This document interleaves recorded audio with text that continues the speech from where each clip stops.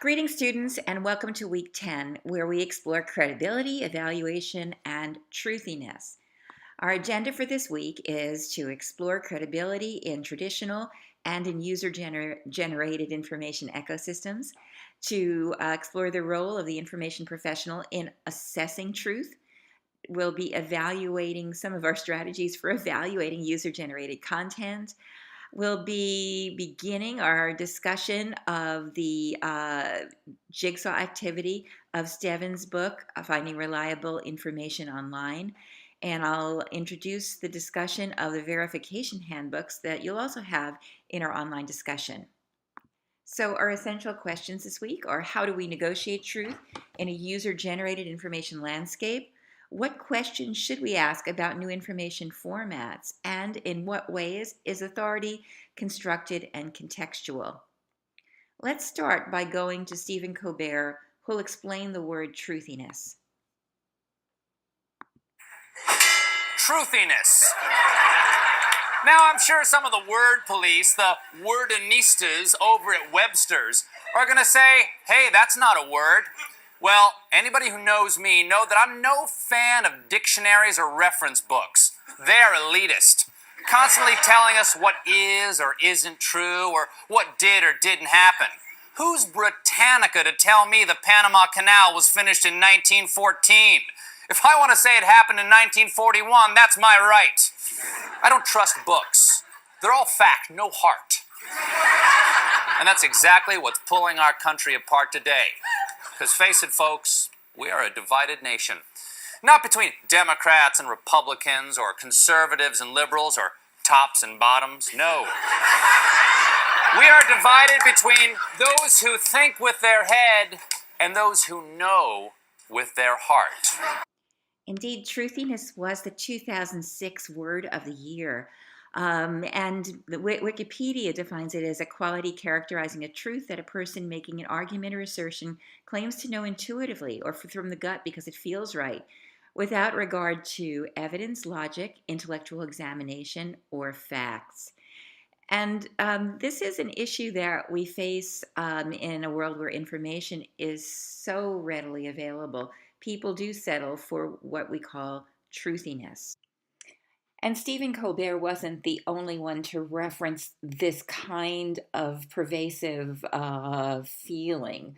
In fact, Oxford's Dictionary's word of the year for 2016 was post-truth, which related in large part to the way people were describing the presidential election and also Brexit.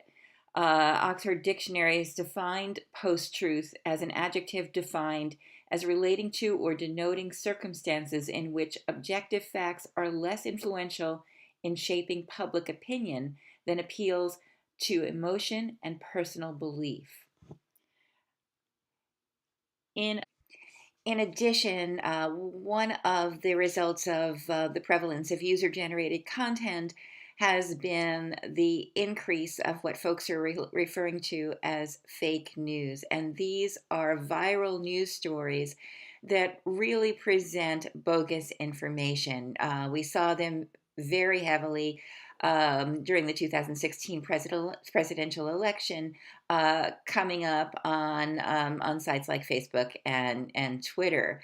And folks have had to negotiate whether or not these stories had any truth. Generally, they're represented by sensational headlines, and people have had trouble assuring the veracity of these stories.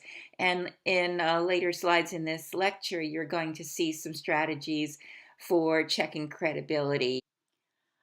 Following the election, I wrote a blog post called Truth, Truthiness, and Triangulation, in which I presented what I called a news literacy toolkit for a post-truth world. Among the things it addressed was the various different flavors fake news came in, which was pure fake news, stories that were fabricated to lure traffic or clickbait. They were intentionally deceptive and intriguing sensational information. Of course, we also have hoax sites, which are used to trick viewers. And we have satirical sites, which, like The Onion, for instance, and things like the work of Stephen Colbert, which present the news with a comical and often exaggerated spin. And then we'll look a little later at the notion of born digital media or images, which alter or misrepresent visual reality through the tools with which we can now manipulate media. In this article, I also cite a Stanford Graduate School of Education study, which examined students, I believe, in grades 4 through 12 and their ability or inability to evaluate news stories. And the results were actually very shocking, and the researchers were incredibly surprised at how little, how incapable students were at determining credibility. So, Phil Bradley, who you met in our Voices of Search, talked about the importance of the librarian or the information professional being very active in the negotiation of truth, not as a stunt word, but as a real concept. Phil Bradley says that this evaluation or credibility detection is a vital activity that information professionals have always undertaken, and involves checking the validity of the content that they find, meaning the users, and warning or advising of their inquirers.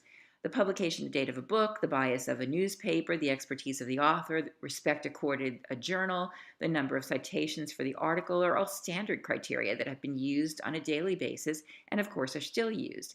And nowadays, we deal with user-generated social media content that has made the problem of authority checking harder by several levels of magnitude. So let's go back to the notion that it may not be all that simple. You may remember in the ACRL frames, one of the threshold concepts was authority is constructed and contextual. Let's take a closer look at what that means and how nuanced it is at this point. If you think about it, everyone in this class is an authority on something. Every one of you knows more than I do about lots of things, and I probably could name it, but I want this little recording to go on for years and years, or maybe a couple of years anyway, and so I'm not going to name specific names, but you know who you are. Think about what you're an authority on. Let's take a closer look at that threshold concept. Information resources reflect their creators' expertise and credibility and are evaluated based on the information need and the context in which the information will be used. Authority is constructed in that various communities may recognize different types of authority. It is contextual in that the information need may help determine the level of authority required. So we're going to take a look at some examples of that further down, but I want you to think about your various different information needs and when that need may be satisfied by a quick fact or a blog post or a Pinterest pin, or when it might be satisfied best by an article in a peer-reviewed journal. When does immediacy trump careful editing? Think about all of the different instances. The ASRL frames tell us that there is a value in helping us develop citizens who can negotiate authority. And among the knowledge practices they list are being able to define different types of authority, such as subject expertise, scholarship, societal position, special expertise, for instance, just being there at an event. To be able to use research tools and indicators of authority, to understand why different disciplines have acknowledged authorities in the sense of scholars and publications that are considered standard. To recognize that authoritative content may be packaged formally or informally and may include all sorts of media types. To acknowledge they are developing their own authoritative voices in particular areas, as I mentioned, and recognize the responsibility that entails. To understand the increasingly social nature of the information ecosystem where authorities actively connect with one another and sources develop over time. Let me go back a step to the old days when I was doing my master's in 1976. And one of the expressions we used when we were beginning to program using cards and big mainframe computers was this one. It's an acronym, GIGO, garbage in, garbage out. And that is as true with the information search process and the information in the inquiry process as it was with those cards that we fed into computers. If you feed garbage information into a knowledge product, the knowledge product is likely to be garbage itself. You may remember Herbert Simon from earlier in the semester who coined the word satisfice. And you may remember George Ziff, who described the principle of least effort.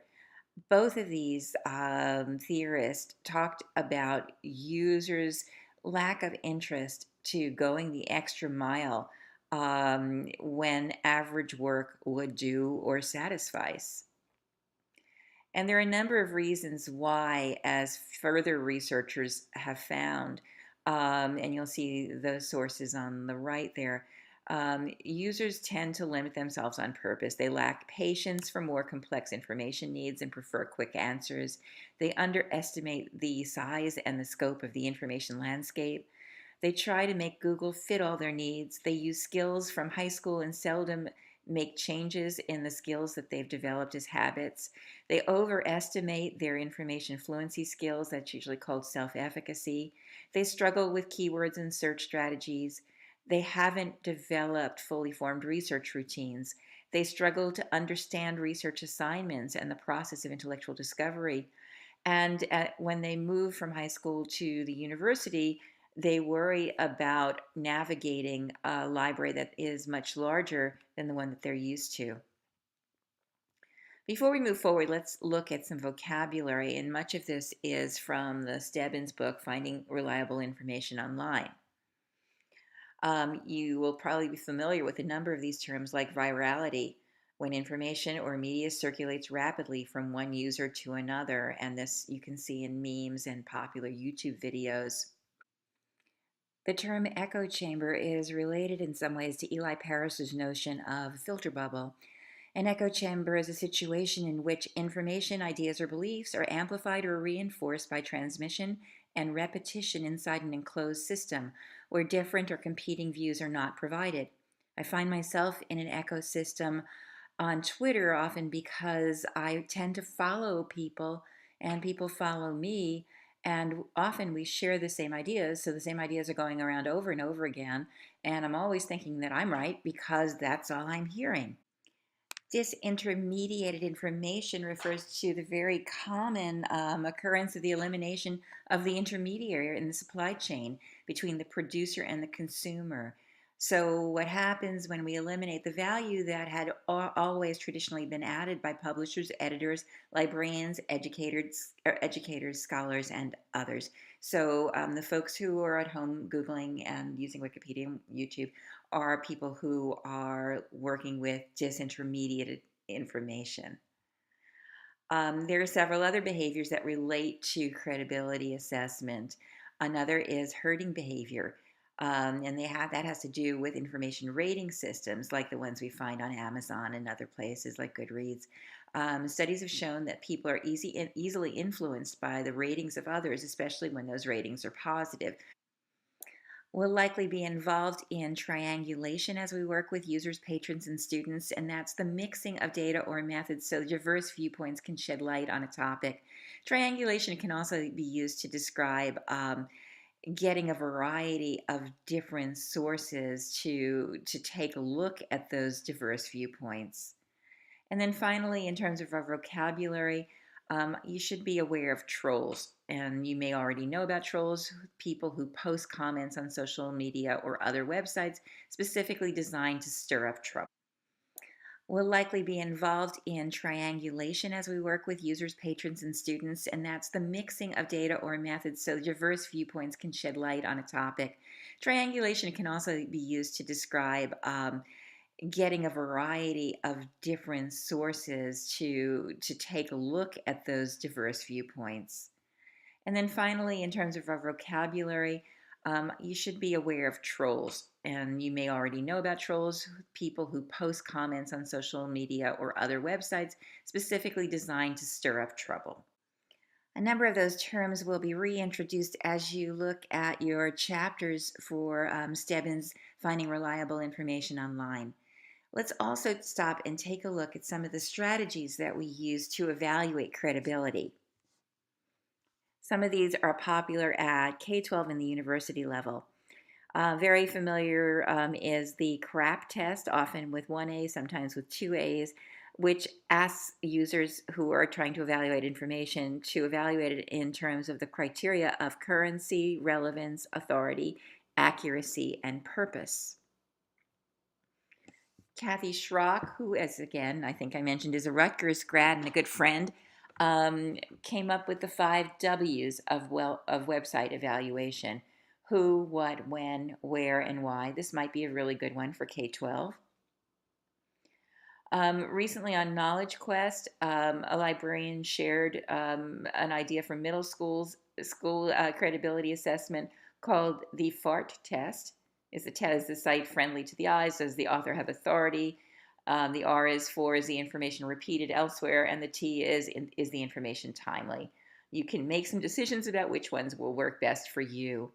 Another one is a university level one called Radar, which offers criteria of relevance, authority, date, accuracy, and rationale.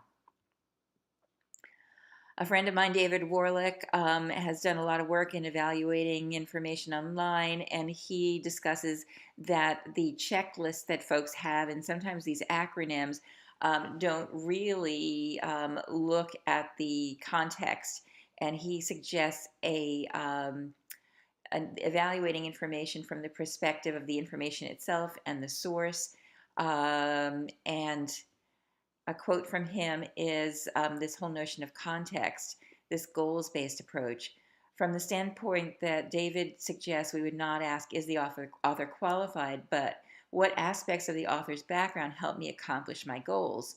Under certain circumstances, a web page published by a neo-Nazi organization would actually be appropriate for an assignment, while other resources produced by people with credentials would not. It depends upon what the student wants to accomplish.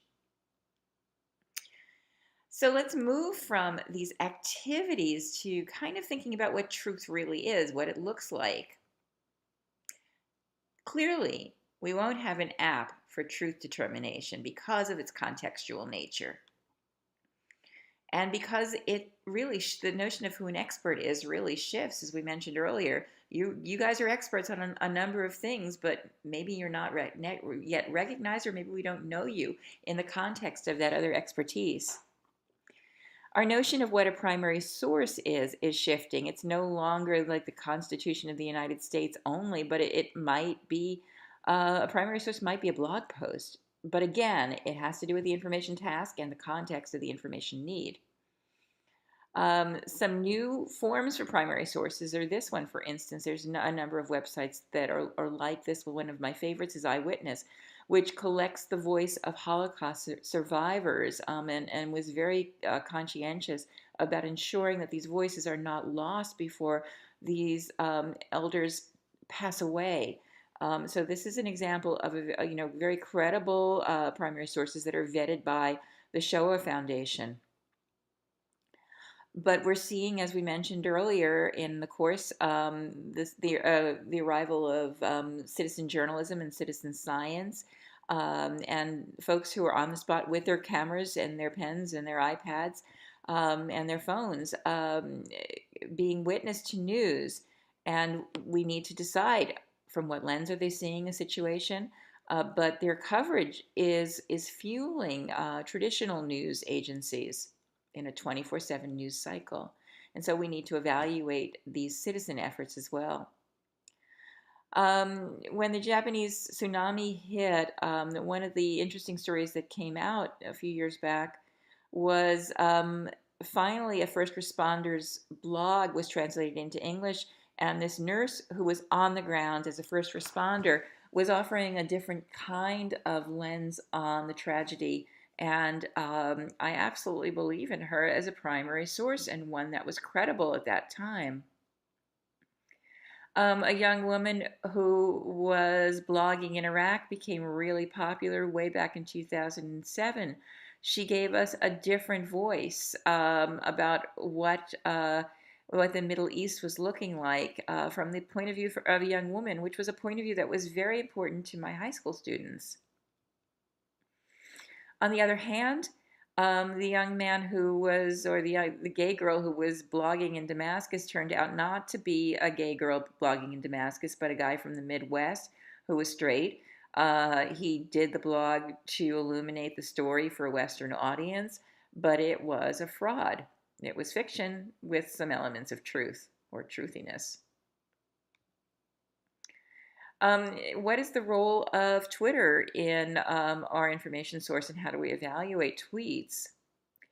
We rely on Twitter for breaking news these days, especially when we have the hashtag. But we have to be able to evaluate the tweeters and the at signs and the information. Often we do triangulate this stuff. We look for the most reliable tweeters in a stream. We do this in a number of ways. I may have mentioned when my students were researching their characters, their real characters for a Middle East peace simulation. One little group that was researching Benjamin Netanyahu discovered, if you see on the right, there are a number of people who are tweeting and blogging probably as Benjamin Netanyahu. And so the teacher was very upset and thought that this was a bad idea using Twitter, but it was absolutely an amazing information literacy experience trying to figure out who the real Benjamin Netanyahu is, and there are some strategies for finding that. One of them was to go to diplomacy, which emerged probably later. There were other ways to evaluate the authority, which the students found really fascinating. But you can see there are people who want to undermine Bibi Netanyahu, who are tweeting in a very negative way. But when you find the real man, and you can see both the president and the prime minister have surrogates or tweet themselves. When you find the one who is the right one, you're led to press releases and speeches in a way that's far more immediate than waiting to get it filtered through news agencies. You're getting it, as they say, directly from the horse's mouth. So this is a primary source or leads to primary sources. My friend Renee Hobbs has created this wonderful Mind Over Media site which analyzes media of all sorts and helps learners deconstruct media messages. And you can see how powerful some of these media messages are. And she asks a lot of questions to help learners dissect and make some points. And the one on the bottom right, you see the same image is used in two different contexts. But also, I mean, it just brings to mind that very famous quote, one person's freedom fighter is another person's terrorist, or the other way around. And so learning to evaluate media, film, and images and infographics, which are highly constructed media messages.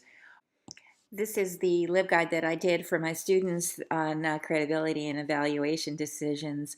And I want to just point you to the words of the great Michael Scott, who says, Wikipedia is the best thing ever. Anyone in the world can write anything they want about any subject. So you know you are getting the best possible information. We really need to think about what we're saying when we give students the notion that Wikipedia is demonic and we value things like JSTOR far more highly. It really, again, depends upon the information task and the particular Wikipedia article. When I was in graduate school doing my doctoral work, I was studying Python programming, and the information I needed to get to the experts that I needed in Python programming were not publishing in peer-reviewed journals. They were referred to in various different Wikipedia articles. When I want to research popular culture, fried Twinkies and the Real Housewives of whatever city, Wikipedia has excellent content, which leads me to other sources.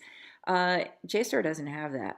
So just be aware that we shouldn't demonize a source, and there are various different ways to evaluate even Wikipedia content, and user-generated content does have value. A friend of mine, Debbie Abelak, shares some wonderful articles in this Ed Leadership journal. In this participatory digital world, we are all novices at some point when judging who to trust. Appearance, credentials, and other indicators of quality that used to serve as shorthand tests of credibility don't readily translate or transfer online. In the same article, Debbie gave us some strategies for weighing truth in a Wikipedia article.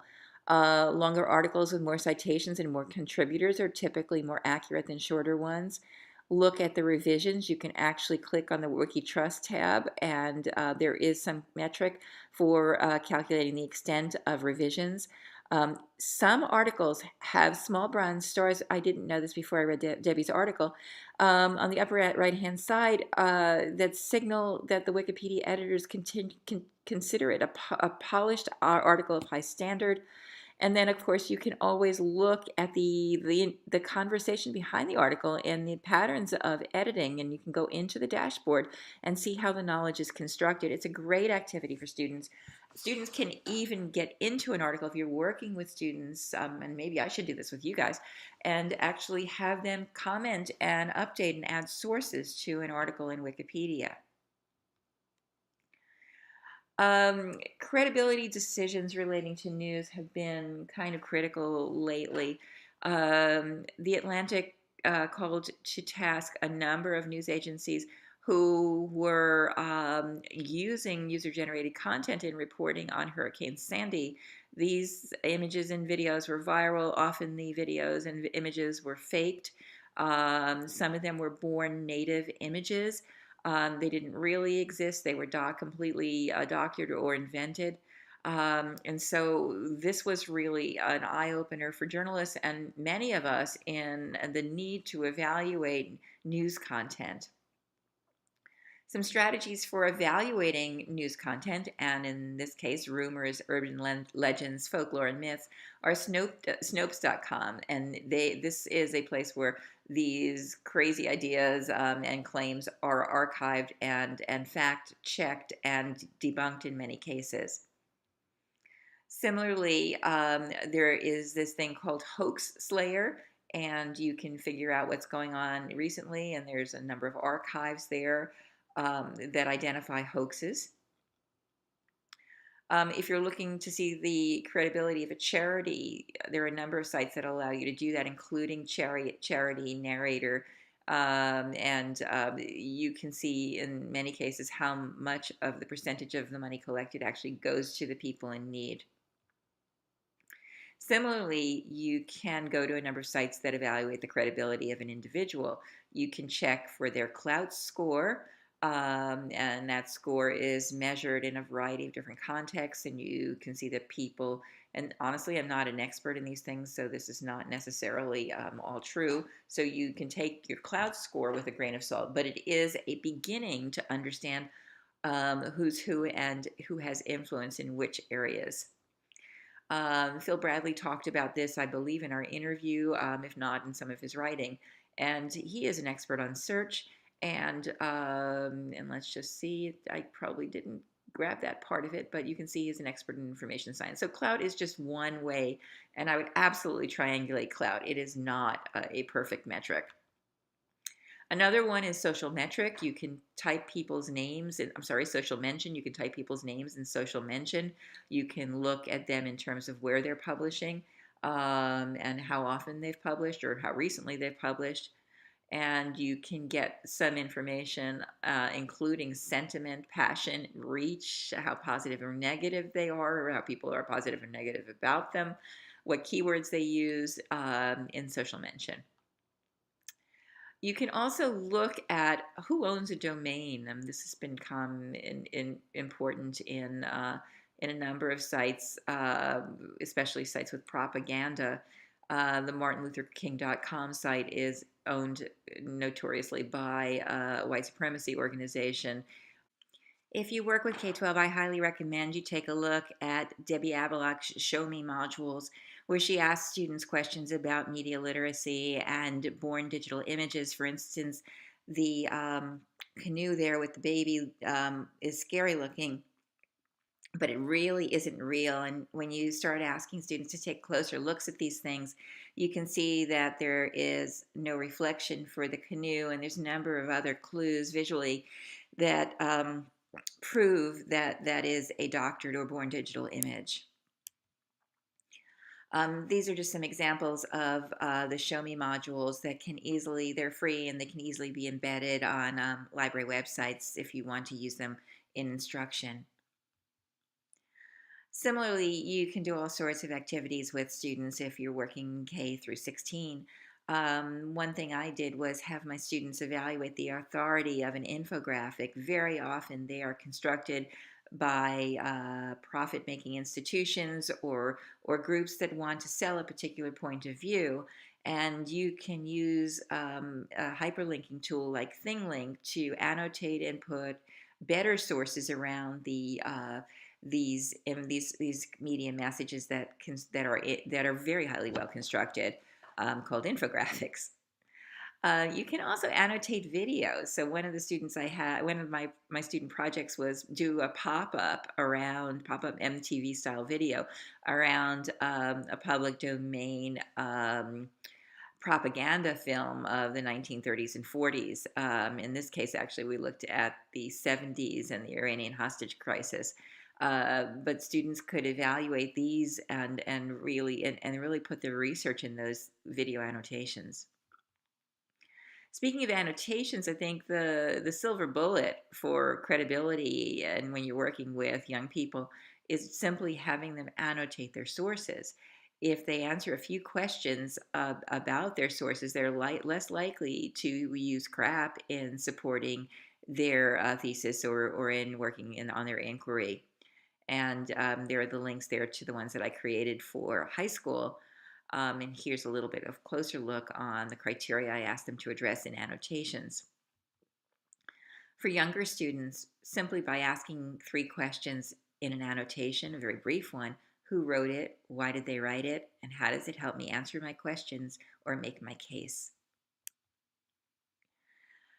When it comes to user-generated content, folks quote James Surowiecki very often, and in speaking about Wikipedia, he noted, and actually farmers, if he noted, if one asks a large number of people to guess the number of jelly beans in a jar, the average answer is likely to be close to the correct number. True, occasionally someone might guess closer to the true number, but as you repeat the experiment, the same person never is better every time. The crowd is smarter than the individual. This finding is counterintuitive. Capturing the collective wisdom best solves cognitive problems. 4 conditions apply. There must be true diversity of opinions, independence of opinions so that there is no correlation between them, and decentralization of the experience, and suitable mechanisms for aggregation. This also seems to hold true for me when I'm working with my personal learning network, although there is some echo chamber stuff going on there. I use it as a filter, and I build my own based on my own information criteria, which is, I guess, against the wisdom of the crowd. However, when I have a question that I need an answer to, I will go and get opinions from my PLN on Twitter. So as we think about user-generated content, these are just some questions I've been thinking about in terms of evaluating them, asking new questions about social media resources, about bloggers. You can look at this more closely in the slides, and about tweeters. A number of people, when they work on evaluating websites with young people, or even college students and graduate students, use the example of hoax websites. Phil Bradley collects hoax websites, and they're really kind of interesting and funny. My own personal opinion is that I'd rather have people evaluate real content than hoax content, because there's enough crap out there to evaluate in the real world. But if you want to have a little fun, visit a few of these hoax websites. In real world, journalists have realized that they need help. And so there are these 3 really interesting verification handbooks. This again arose, I believe, out of Hurricane Sandy. But this gives journalists some solid strategies for evaluating open source user generated content. And I'll be asking you to take a look at this in our discussion this week. Similarly, the wisdom of the crowd can be very useful as long as you evaluate it. People are asking questions not only of standard sources, but in things like Instructable on how to do things. And this information has value. It's not all about scholarly sources to get the information you need. Reddit can have some fabulous information. And I found that YouTube is probably my go-to source in terms of user-generated content when I need to learn about something I know nothing about. And when my high school students were getting ready for important dances, this is where they went to find out how to tie a tie. So are there new questions that we need to ask of new types of sources? I think, yes, there are. Does credibility depend on the information task? I believe it does. Tying is a whole different information task from developing a dissertation. But I do believe we need to develop a filter for crap. And I believe that librarians have a role in truth detection and in truth creation. And that's another story we'll go into perhaps later on. I thought I'd leave you with some inspirational quotes. You can fool some of the people all of the time and all of the people some of the time, but you cannot fool all of the people all the time, says, we think, Abraham Lincoln. Whoever undertakes to set himself up as a judge of truth and knowledge is shipwrecked by the laughter of the gods, according to Einstein. This is a more recent quote. Perhaps the almost true is potent precisely because the audience has to bridge the gap of truth, and in doing so, become complicit in its viral spreading. The almost true needs us in a way that the actual truth does not. This is an established principle of theater, of art, that the real audience completes the illusion, makes it more real than real. And as Buddha tells us, believe nothing just because it's a so-called wise person said it. Believe nothing just because a belief is generally held. Believe nothing just because it's said in ancient books. Believe nothing just because it's said to be of divine origin. Believe nothing just because someone else believes it. Believe only what you yourself test and judge to be. So in our discussion this week, I'd like you to sign up for one of the chapters in Stebbins' Finding Reliable Information Online. I think you're going to enjoy this reading, and we'll be discussing it in the discussion threads. And you'll be engaging in Search Activity 9, and I hope that you've been following a search blogger. You can find some leads in our LibGuide if you need them. But I'd like you to write a one-page critique of the blogger based on the questions that I've asked you, maybe some others. And that way I'm hoping that we can share them and talk about them in the discussion so you'll all learn about different search bloggers. And then summing up, we looked at credibility and we looked at how it's assessed traditionally and in a user-generated ecosystem. We looked actually more about how it's assessed in a user-generated ecosystem, if I'm completely honest. We looked at the contextual nature of credibility assessment, the role of the information professional in assessing truthiness, reliability, and in guiding users, patrons, and learners. And next time, we're actually going to continue looking at credibility and evaluation through an academic lens. We'll look at the notion of research impact, what social scholarship is. We'll look at the open access movement, the altmetrics movement, and we'll try to understand gray literature. And I will see you in the threads. Have a great week.